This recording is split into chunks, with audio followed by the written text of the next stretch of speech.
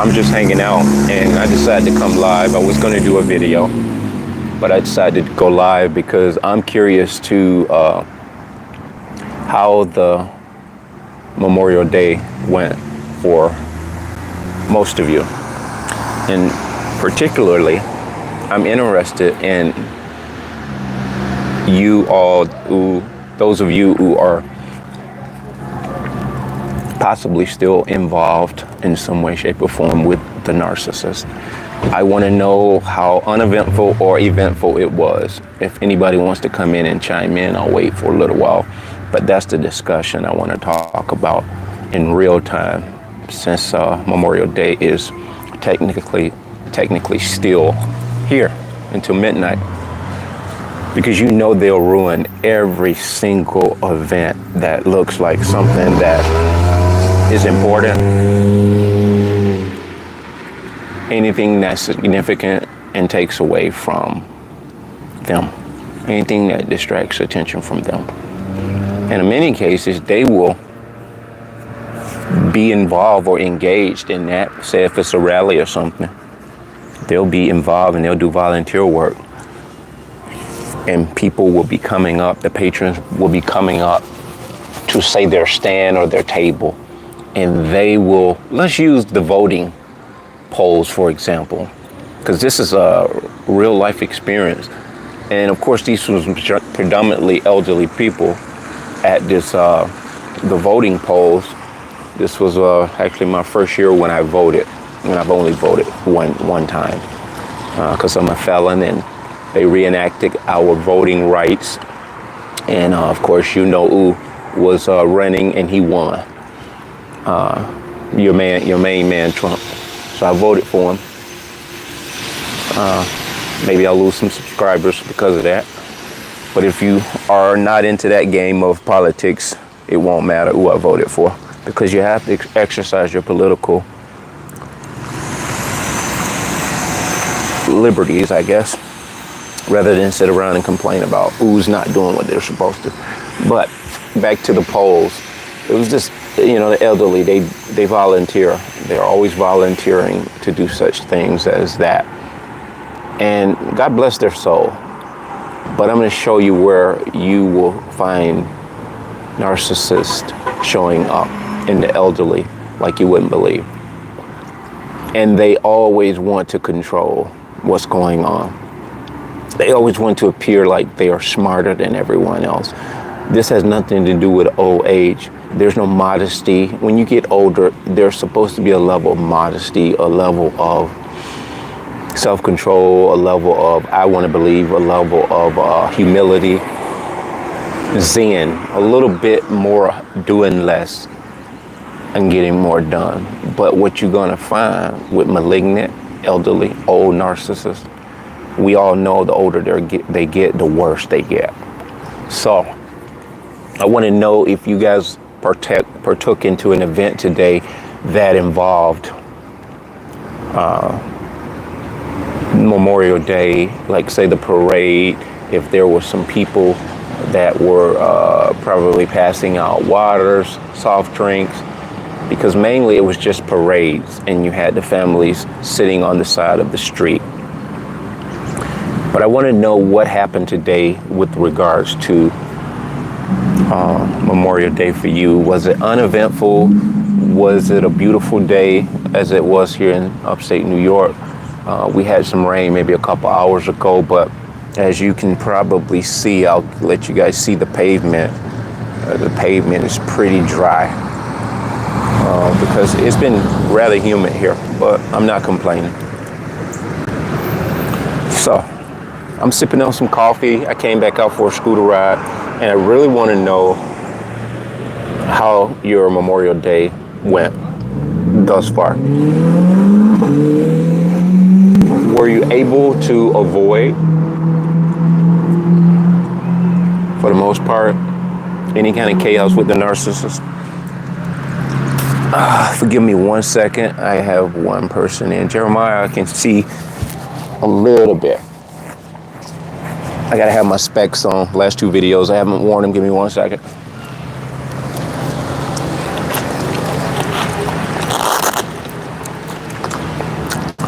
Yeah, this is pretty cool. I just thought of it on the fly. I figured I'd go live, ask some people how they're uneventful but grateful. I'm able to see another day. Thank you, Jeremiah Walker.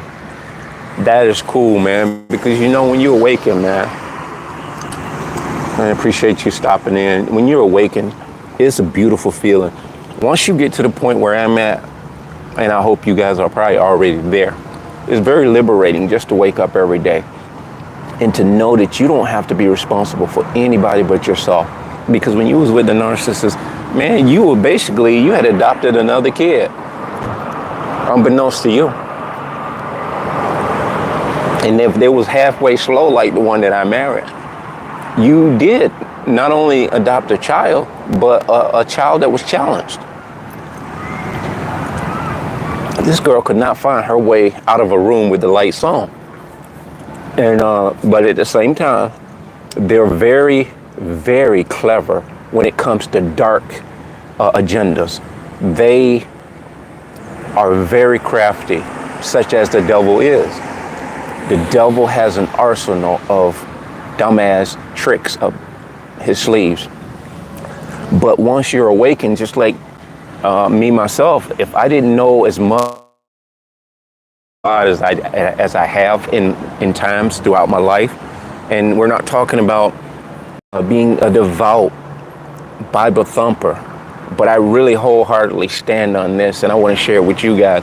If in fact you were raised up in a Christian setting or even Catholic setting, which pretty much is the Bible, or let's say even Muslim, any religious space that you grew up in, and it breeded and afforded you a better way of life, a way to live among men in humility and respect for your fellow man, that's a good thing.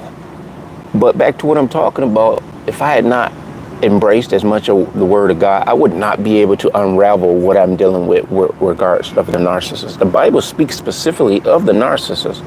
And I said this before, David was chased by Saul. Listen, if you don't believe the Bible is real, watch this. If you read this story about when King Saul at first asked this man, King David, to come and play the harp for him, to soothe his demonic mind pretty much, because God had taken his power from him because he was hard-headed and didn't come and check in with the CEO before he went to war, essentially. He wanted to go in on his own accord and win wars like he had before, but he took the one crucial element out of the fact that he was winning wars. He didn't go to the CEO and get briefed, and he lost wars. And he lost more that day, I think, than he had in all the wars combined. I think that's the way it goes. So anyway, he asked David to come and play this harp for him to soothe him pretty much. So I'm thinking David might have played some very spiritual, uplifting music. But because his spirit was so dark, such as the narcissist, you play harmonizing music, you do harmonizing things around these people, they are oppositional defiant, to say the least. That's an understatement. You go up, they go down. You go right, they go left. They'll pretend that they'll leave the decisions up to you, and at the end of the day, when you do decide, they will have a problem with the decision that you made. So back to the story, he began to try to shoot arrows at David and try to attack him and kill him, essentially.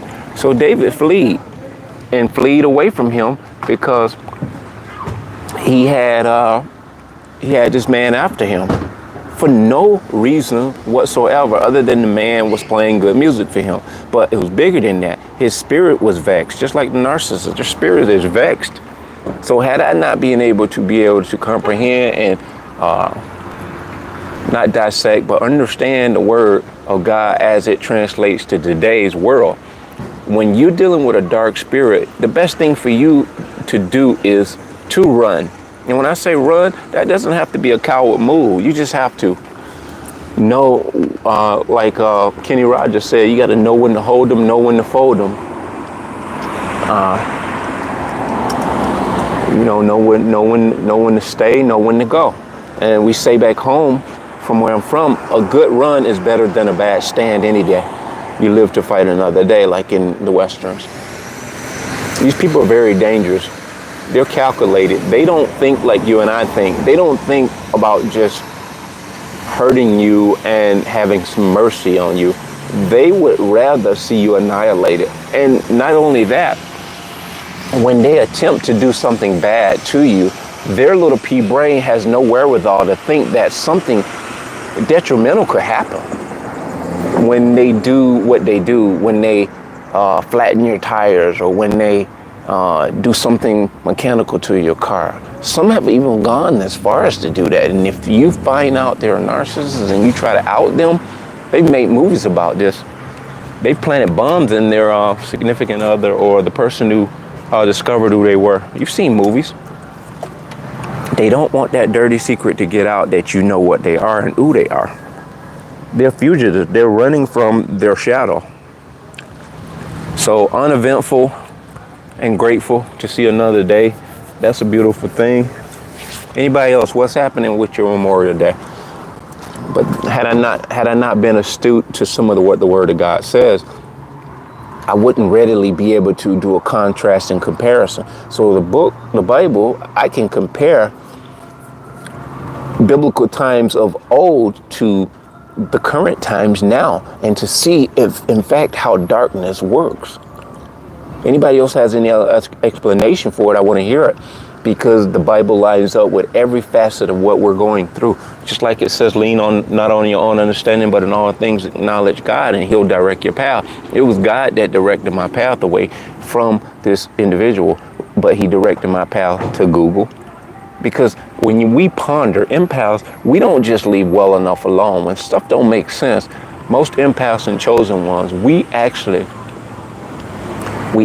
ponder and we introspect and we brainstorm. And I know, of course, a lot of you guys have been involved with the narcissist probably 10, 15, 20 years. You know, they put a good hurting on you. I mean, you stay stuck at the hip with them for many, many decades in some cases. And that's a real unfortunate, but even in that, you were always constantly not just going along to get along. You would sit in your moments of silence and isolation, and you would just kind of do the math, and you just shake your head and say, man, this is just, I don't know what this is. But you would stick it out because you were either under administration or a matrix mindset of a marriage. You got to work it out. You got to figure it out. You guys got to try to do the best you can to make it work. And in essence, looking back, you were the only one that was trying to figure it out. And they gave you the illusion that they were trying to figure it out. And some of them didn't even give you the illusion. They had basically just laid down in the road. And used the analogy of a hiking trip. They didn't just get tired, man. They laid down, took a nap, and you 2-3 miles up the road on a hike. And they're hitting you on the cell phone talking about come back because they don't know the way. You're their seeing eye dog. You are the narcissist's seeing eye dog. Without you, they don't know where the hell they're going from 1 minute to the next. A lot of beautiful cars today. This is summer, guys. Everybody's out in their nice little shiny car. High-end cars, too. Mercedes. What's the little SUV? I don't even know what they are. I used to be car savvy. Because believe it or not, I'm into cars. I always have been. I just never aspired to attain car or a car for, to just be a show off. I always wanted to build me a hot rod, though. I always wanted to build a hot rod. As obnoxious and as loud as these cars are, I just like the raw power to build something from the ground up and have it launch like a jet. It's just a constructive putting something together. That's just where my mind is. So I got into construction, so I do the same thing that way. It's a little more safer too. So yeah, man, I'm just interested in anyone's Memorial Day, how it went. And not really to be Speaking of my experience, can you speak on experience of dealing with them acting nonchalant? I think I know where you're going with that, Jeremiah, the nonchalantness. I'm going to speak on my own experience, obviously. And it's amazing that resonates with me, the nonchalantness. Nothing really matters to them as it would you and I. Things that, let's say, for example, me and this individual went and looked at many houses, and all it is future faking. And you know, as you know or may not know, once you're done with them, you have to erase and delete everything. I had probably 100 pictures or 100 houses, literally.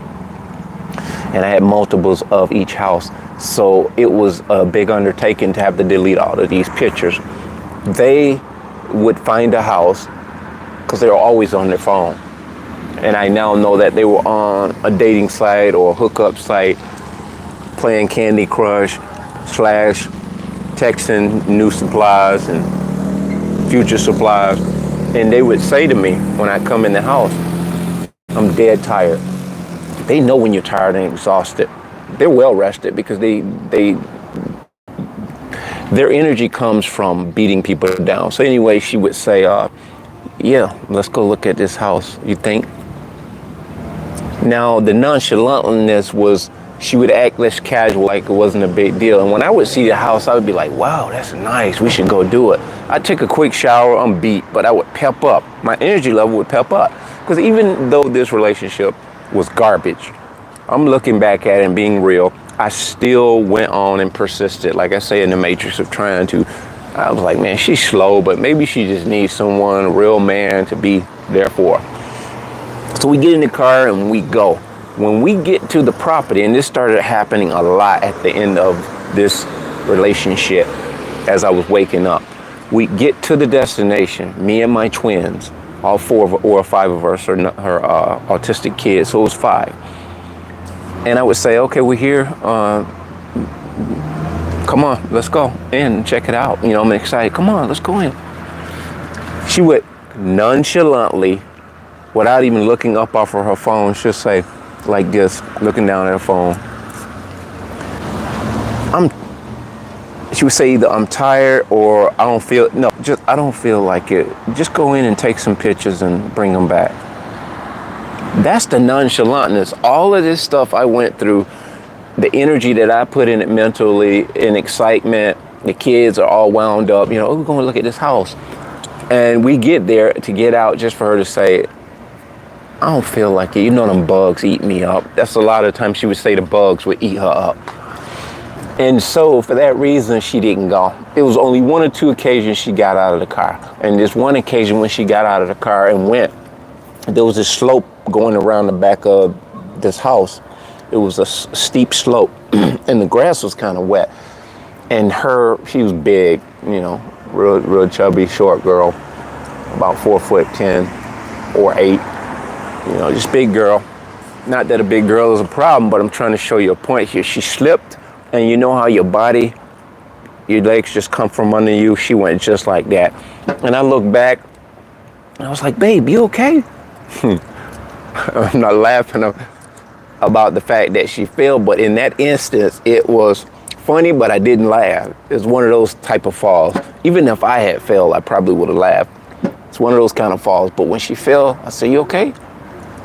They don't have any emotions like you and I. When they hurt themselves, they are so stoic. They don't say ouch. They don't have a lot of emotion, nothing. And I just thought she was tough. And you'll find that with a lot of narcissists. When they hurt themselves or cut themselves or something like that, it's almost like some kind of monster or demon. They just don't show true emotions to pain like you and me. So when she slipped and fell, I actually helped her up and persisted to look into the house. That was on one of few occasions that she went into the house. So they are nonchalant. That was my experience in the nonchalantness. You may have another experience, Jeremiah, that probably tops that, but it's just this, Well, it is the nonchalantness, but it's just very subtle behavior from them. Things that you and I normally would find exciting. Like to endeavor to search for a house, not to mention if we had closed on a house. But I thank God that we never acquired a house together. I got a friend that lives up the street right now. He's he essentially got pushed out of his house, and the family members of the mother or the girlfriend or the baby mama, her and her family they're mounting an assault on him, a smear assault, obviously, trying to deem him unhinged. This is all premeditative because they bought the house together, they got the mortgage together, and they probably lived there for 1 year, 1.5, maybe 2 years. I did a lot of the work in this house, got this house immaculate. Put all new drywall in, knocked some walls out, put some entry doors or entryways that weren't where they are, and just changed the dynamics or the floor plan altogether. And they did all this, she did all this just to out him out of this house. And that's what a narcissist will do. They will help you acquire a home. Thank you. They will acquire a home with you. They will acquire a business with you. But what you don't know is they're acquiring that business with you just to get your ass out of the way. They'll end up owning and running that business with the new supply, with the new guy or the new girl. Go on 48. I watched that. I'm addicted to it. 48, crimes like that. Not the first 48. This is another one about all kinds of really, really gruesome stories. And most of those I come back conclusively determining that it was narcissist. It was narcissist play involved in a big way. So, but what my point is, go to that and look at some of the stuff and some of the stories. You will see how they parallel in the end. They always end the same way. There's greed. There's a shallow illusion of love on the part of the narcissist, and the gullible one being the empath, chosen one. A lot of them have lost their lives messing with these people. Thank God you and I are here in true form, healthy breathing. Even though we've lost a lot, excuse me, even though we've lost a lot, and what we've lost, man, is nothing to be compared to what we're gaining. We're gaining insight of who we are. We're gaining an awareness that we ain't got to play in all these reindeer games. We ain't got to be a friend at every party. We're reconstructing us because in a brand new way, because the us or the you or the me that is being assembled and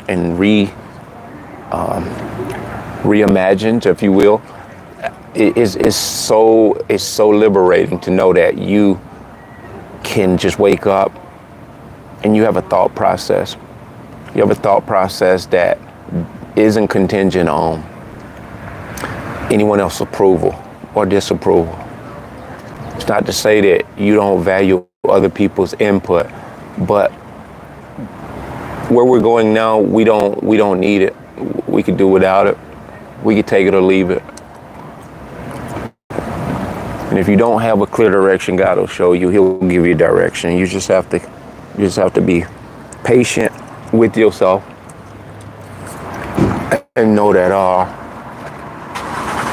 everything you're going through now is for your good, as opposed to before when you were with the narcissist. Everything you were going through, or everything you was going through with them, was for your demise.